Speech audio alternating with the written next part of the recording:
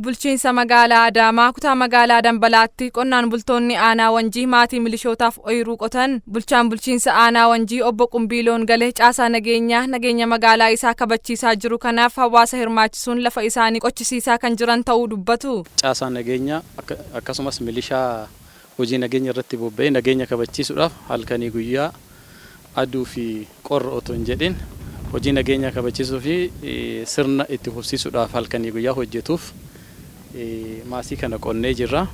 Isaan nageenya kabachiisanii nuti immoo hirmaannaa ummataatiin ummata hirmaachisuudhaan akkuma agartan kana ummanni bal'aan ba'ee karoorfatee zooniidhaan geggeessaa jira. Itti gaafatamaan waajjira paartii badhaadhinaa aanaa Wanjii obbo Masfin Biraanuu kaayyoon qonna kanaa inni duraa milishaan hojii nageenyaatti bobba'ee jiru maatiin isaa hin beela'aa jedhee akka hin yaaddofne tarsiimoo mootummaan qabatee humni hundi oomishatti haa galu jedhu akkasumas aadaa hojii hawaasaa cimsuun waldeeggaruu babal'isuuf haa ta'uu himan. Kaayyoo gurguddaa 2-3 qabanneeti waan kana qindeessine.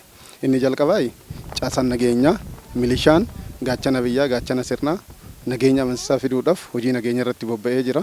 Qooda inni kana bobba'eef maatiinsaa rakkachuu hin qabu. Inni qonna maatii kootiif nyaata maatii kootiif jedhee yaadda'uu hin qabu. Lammaffaa tarsiimoo mootummaan qabateen humni oomishuu danda'u hundi oomishatti galee gargaaramuurraa gara oomishtummaatti ce'uu qabna jennee tarsiimoo qabanne isaan dhugoomsuudhaaf jecha hawaasni akka waliin hirmaate waliin misoomsee waliin jijjiiramuu danda'u taasisuudhaaf jecha hojii hojjetamedha.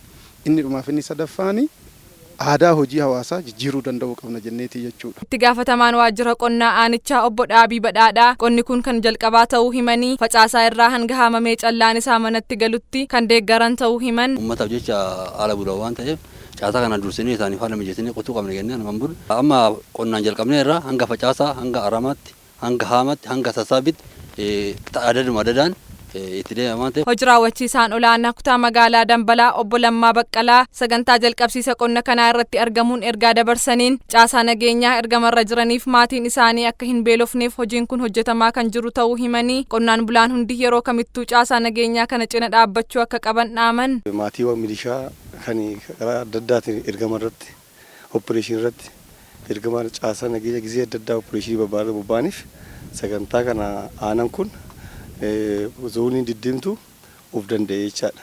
Caasaa milishaa ammoo ergamarra jiran kanaaf qotuuf karoorfatanii naannoo iddoo lamatti facaasaa gubbaa jiru hin jira.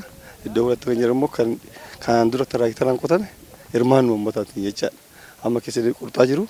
Kanaaf yoo xiqqaate iddoo kanatti argamu kana ximmaadii 60 ta'a. Qonnaan bulaan kamiyyuu ooluu isaa yeroon qotatee kanaaf zooniin biraatis immoo caasaa nageenya kana fakkeenya ta'e kana cina dhaabbachuu akka qaban ergaa kooti. Milishoonni lafti isaanii qotameefis yaada Adaamaa Broadcasting Serviceif kennaniin deeggarsa bulchiinsi magaalichaa taasiseef galateeffatanii nageenya magaalaa isaanii kabachiisuuf duubatti kan hin deebine ta'uu himan. Waan gaariidha. Jalqaba duraa makiinaadhaan tiraaktara mazagaajaa nu kenne dursa akkasitti nu qotame amma immoo uummanni immoo yaa'ee akka nu qotu gara gandaatiin jechaadha. Nu baanii nu qotaa jiranii kun yaa'ugaa haamilee nutti tora maaliif akka itti cimnee haala sakatta'insa amma marsaa lammataa nutti ba'e kanaan akka nu hojjennee yaaddoo malee maatiin keenya akka hin miidhamne nu taasisaa jechaadha. Xumura sagantichaa irrattis mana barumsaa bu'uura boruuf bulchiinsi aanichaa ijaarsisaa jiru daawwatameera.